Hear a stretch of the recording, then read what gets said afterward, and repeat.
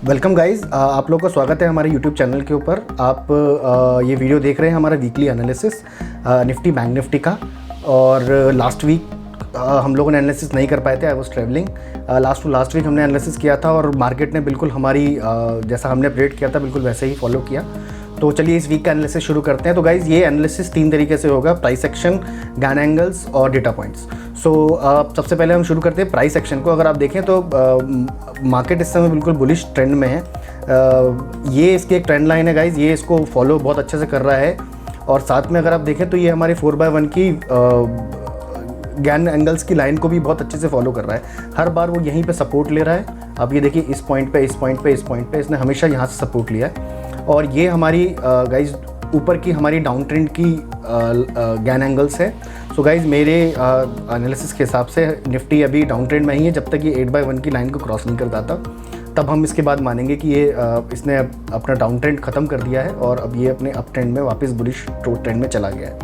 So guys price action के हिसाब से अगर देखें तो मार्केट बुलिश है, बहुत अच्छी अंडरटोन बुलिश है। और सेम चीज़ बैंक निफ्टी के साथ भी है। बट बैंक निफ्टी थोड़ा सा कम परफॉर्म कर रहा है, निफ्टी बहुत ज़्यादा परफॉर्म कर रहा है। इसका सिर्फ और सिर्फ एक कारण है, वो है ये बिग डैडी निफ्टी के रिलायंस इंडस्ट्रीज़। सो रिलायंस इंडस्ट्रीज़ गाइस देखिए अपने टॉप एंड हायर टॉप ही बना रहा है हर बार और बहुत ही ज़्यादा बुलिश अंडरटोन में है इसकी। सो नेक्स्ट आगे चलते हैं गाइस, निफ्टी के ऊपर वापस आकर के हम इस पर बात करते हैं। सो निफ्टी गाइस अभी प्राइस एक्शन के हिसाब से ये एक इसका जो ब्लैक आप डॉटेड लाइन देख रहे हैं ये बहुत पुराने बहुत लंबे टाइम का इसका ये सपोर्ट और रेजिस्टेंस है। सो गाइस ये बिल्कुल उसके पास आ रहा है और इसके यहाँ से इसको वापस डाउन ट्रेंड शुरू करना चाहिए। सो गाइस ये जो आप ब्लैक लाइन देख रहे हैं साथ में 8/1 की जो लाइन है ये भी आप देखें तो ये इसका ट्रेंड लाइन है जब ये फॉल होना शुरू किया था। तो निफ्टी बिल्कुल अपने दो भारी भरकम रेजिस्टेंस के ऊपर खड़ा हुआ है और यहाँ से निफ्टी को वापस नीचे की तरफ जाना चाहिए। हालांकि इसने 4/1 की हमारी जो लाइन है उसको डिसाइसिवली क्रैक कर गया था। बट क्रैक करने के बाद जैसे कि हमने पहले भी डिस्कस किया था कि एक बार किसी भी लाइन को क्रैक करता है तो उसको वापस नीचे की तरफ ट्राई करने के लिए आना पड़ेगा उसे। और सेम चीज़ इसने भी यही किया। अब ये यहाँ से इसने इसको डिसाइसिवली क्रैक कर दिया और इसको वापस अपने इस वाली ट्रेंड लाइन के पास के लिए मैग्नेट की तरह ये काम करता है। इसको वापस इसमें नीचे आना पड़ेगा। और ये जो गाइस आप देख रहे हैं ये वाली लाइन 4/1 वाली लाइन, पिंक लाइन, ये इसका सपोर्ट है और ये इसने हर बार इसी एंगल से इसको सपोर्ट लिया है। सो प्राइस एक्शन के हिसाब से अपने ये फिबोनाची के रिट्रेसमेंट की भी बहुत पास है। फिबोनाची रिट्रेसमेंट है गाइस इसका 11,400 के करीबन।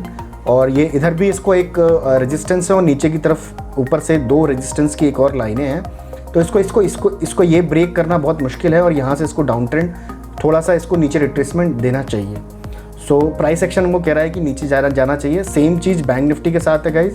ये बैंक निफ्टी की मैंने 2 लाइनें बनाई हुई हैं गाइज़। ये है इसका टॉप जो इसने एक लगाया था और उसके बाद इसने नीचे रिट्रेसमेंट दिया और उसके बाद ये दोबारा इसको टेस्ट करने के लिए आया। तो गाइज़ अगर आप जानते हैं तो टेक्निकल टर्म्स में किसी भी लेवल को ये 2 बार जब तक टेस्ट नहीं करेगा तब तक इसको, या फिर दूसरी बार टेस्ट में इसको ब्रेक करके ऊपर चला जाएगा। नहीं तो अगर दूसरी बार इसको वापस इसके ऊपर क्रॉस नहीं कर पा रहा तो इसको डबल टॉप पैटर्न कहते हैं और इसको वापस नीचे आना चाहिए। और नीचे आकर के ये 8/1 की लाइन से गाइस हर बार सपोर्ट ले रहा है। आप देख सकते हैं गैन की 8/1 की लाइन है और ये इसको यहाँ तक तो मिनिमम इसको आना चाहिए, विच इज़ 21,600 के लेवल तक बैंक निफ्टी को। और निफ्टी को एटलीस्ट कम से कम अगर रिट्रेसमेंट करता है तो ये 10,980 के नीचे आना चाहिए एक बार। सो बैंक निफ्टी और निफ्टी दोनों हमारे प्राइस सेक्शन के हिसाब से नेगेटिव टोन में है। और अगर गैन लेवल्स की बात करें तो उसके हिसाब से भी ये अभी के लिए मुझे लगता है कि यहाँ से ये इसको वापस नीचे की तरफ जाना चाहिए। प्राइस एक्शन हमको ये कह रहा है। साथ में अगर ये इसका बिग डैडी जो है निफ्टी का, अगर ये रिलायंस इसको खींचता है ऊपर की तरफ तो रिलायंस का मैक्सिमम कैपिंग इज़ लाइक 23,000 और 2300 और 2300 से इसको वापस नीचे आना चाहिए। बिकॉज अगर मैं आपको हायर टाइम फ्रेम में दिखाऊं तो ये इसकी जब इसने बुल ट्रेंड शुरू किया था अपनी हायर हाइज बना रहा था तब ये इसकी बहुत क्रिटिकल रेजिस्टेंस और सपोर्ट की लाइन है। तो इसको इधर भी एक बार इसको टेस्ट करना चाहिए और उसने वापस आना चाहिए। गाइज एक और लाइन है इसकी, जो आप ग्रीन लाइन दिख रहे हैं ये बहुत पुराना हायर टॉप की लाइन है, बहुत पुराना रेजिस्टेंस है इसका, जो ये बार बार इसको इस रेजिस्टेंस लाइन के पास से ये बार बार रिट्रेस कर रहा था, बट इसने इसको डिसाइसिवली क्रॉस कर दिया है वॉल्यूम्स के साथ, और आप देखेंगे तो बहुत अच्छे मार्जिन से इसको ब्रेक किया है। तो मेरे हिसाब से इसको अभी इतनी जल्दी टेस्ट करने नहीं आना चाहिए, इसको पहले एक बार 23 तक जाना चाहिए, फिर वापस नीचे आना चाहिए। अब एक और चीज़ हम देखेंगे गाइज़, ये चीज़ मैं रिलायंस के लिए मैंने अपने दोस्तों को कुछ को बोला था कि अगर किसी ने रिलायंस में अपनी किसी के पास शेयर्स हैं तो वो निकाल दें। उसका कारण ये था गाइज़, मैं आपको ये दिखाना चाहता हूँ एक,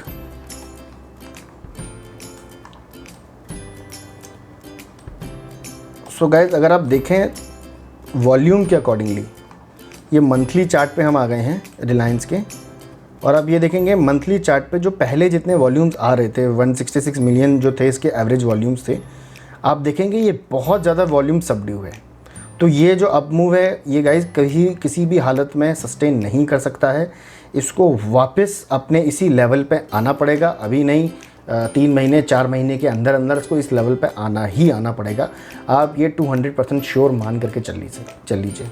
और अगर ऊपर जाएगा तो इसकी कैपिंग मैंने आपको बताया 23,000 की कैपिंग है। अगर हम इसको 1 डे के चार्ट में लेकर के आएँ वापस तो अगर आप यहाँ देखेंगे इसकी कैपिंग 23,000 की है। 23,000 के लेवल से इसको 23,006 के लेवल से इसको वापस आना पड़ेगा गाइज़। ये इसका बहुत डायनामिक सपोर्ट है, और उसके बाद इसको अगर एक बार इसको दोबारा अप ट्रेंड में जाना है तो उसको ये यहाँ से इसको सपोर्ट लेना पड़ेगा, विच इज़ 19,500 मतलब 20,000 के 2,000 के करीबन। गाइज़ अगले पॉइंट पे चलते हैं, हमारे डेटा पॉइंट के ऊपर। गाइज डेटा पॉइंट हमको, ये मेरी डेटा पॉइंट की शीट है, लास्ट टाइम अगर आपने देखा होगा तो ये हम इसको फॉलो करते हैं। डेटा पॉइंट्स में एक अजीब चीज़ हुई है गाइज। अभी तक क्या था कि FIIs हमारे नेगेटिव में, अब देखिए पिछले 4 दिन से ये अपनी नेगेटिव बढ़ा रहे थे पोजीशंस, और FIIs इनकी पोजीशंस को बाय कर रहे थे, आप ये देखिए यहाँ पे।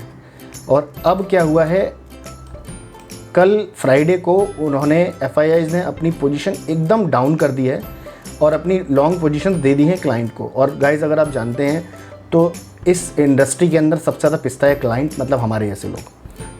मार्केट डिज़ाइन ही ऐसा किया गया है कि क्लाइंट्स को सबसे ज़्यादा मारे, तो हमको यहाँ स्मार्टली हमको इसके अगेंस्ट काम करना पड़ेगा। जब भी क्लाइंट अपनी हायर पोजीशन पे हो, बुलिश पोजीशन पे हो, आप समझ लीजिए मार्केट नीचे जाएगा, और जब भी ये नेगेटिव पोजीशन में हो तो समझ लीजिए मार्केट ऊपर जाएगा। अगर आप फॉलो कर रहे हैं, अगर डेटा फॉलो करते हैं, तो जब ये जनवरी फरवरी में इसका जब डाउन ट्रेंड शुरू हुआ था तब क्लाइंट सबसे ज़्यादा बुलिश थे, इनके 2 लाख के उससे ऊपर के कॉन्ट्रैक्ट थे। क्या नाम है, हमारे जो FIIs थे ये 1.5 लाख माइनस में थे, DIAs के पास 50,000 के करीबन कॉन्ट्रैक्ट्स थे। और आज देखिए गाइज बिल्कुल अपोजिट हो गया है, बिल्कुल कॉन्ट्रैक्ट्स एक तो वैसे भी कम हो गए हैं, साथ में जो OI है आप देखिए 21,000 से FIIs ने एकदम 2,000 पे ले आए हैं। 19,000 का इन्होंने कॉन्ट्रैक्ट अपने इसको ट्रांसफ़र कर दिए, इनको ट्रांसफ़र कर दिए FII इनको क्लाइंट्स को। गाइज ये बहुत बड़ा नेगेटिव पॉइंट मुझे लग रहा है। अगर कल मार्केट में अगर ग्लोबल मार्केट से सपोर्ट नहीं मिलता है तो मेरे हिसाब से फिर हमको नीचे जाना पड़ेगा, और अगर ग्लोबल मार्केट बहुत ज़्यादा बुलिश होते हैं तभी FIIs अपनी पोजीशन चेंज करेंगे और लॉन्ग पोजीशन में आएंगे, बिकॉज DIAs की लॉन्ग पोजीशंस, शॉर्ट पोजीशंस बहुत ज़्यादा बनी हुई हैं, और DIAs अपनी शॉर्ट पोजीशन बढ़ाएंगे और FIIs अपनी लॉन्ग पोजीशन बढ़ाएंगे अगर मार्केट से सपोर्ट मिलता है तो। अब नीचे की तरफ चलते हैं, ओपन इंटरेस्ट देख लेते हैं गाइज इसका, कॉल और पुट ऑप्शन का। कॉल पुट में अगर आप देखें तो FIIs के पास नेगेटिव पोजीशंस हैं और क्लाइंट्स के पास पॉजिटिव पोजीशंस बनी हुई हैं। DIAs इसमें एक्टिव नहीं होते हैं गाइज। अब और अगर हम स्टॉक फ्यूचर्स की बात करें तो स्टॉक फ्यूचर्स में एक और चीज़ देखने वाली है गाइज। पिछले 1.5 महीने से 60-70 हज़ार के 6 लाख के करीबन OI इनका बना हुआ था, और ये धीरे धीरे करके FIIs अपने OI को कम करते जा रहे हैं।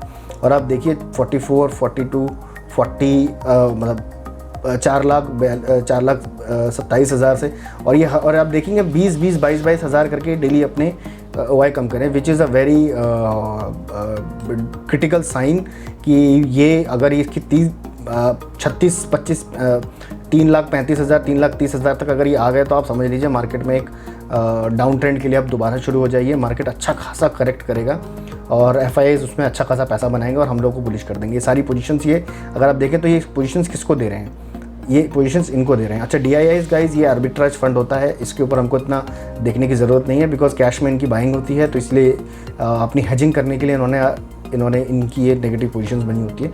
तो आप इसको इग्नोर करिए, इसको इतना ज़्यादा देखने की ज़रूरत नहीं है।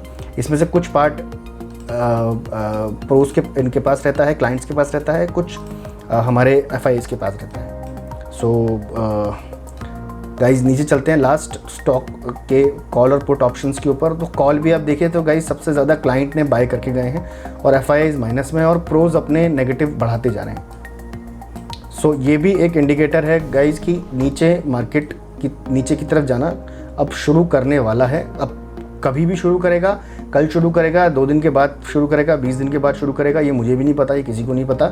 लेकिन हाँ ये है कि पोजीशंस बनना शुरू हो गई हैं। जिस तरह से FIIs अपने लॉन्ग पोजीशंस कम कर रहे हैं यहाँ पर, और ये थोड़ा सा क्रिटिकल जंक्शन होता है गाइज। और दूसरी चीज़ यहाँ पर अगर ये यहाँ पे 20-22 हज़ार माइनस में आ गए नेट पोजीशन में FIIs, तो आप मान लीजिए ये ड्राइविंग फोर्स है, ये मार्केट को लेके जाएगा नीचे ही। और DIIs तो खैर वैसे भी तैयारी कर ही रहे हैं गाइज।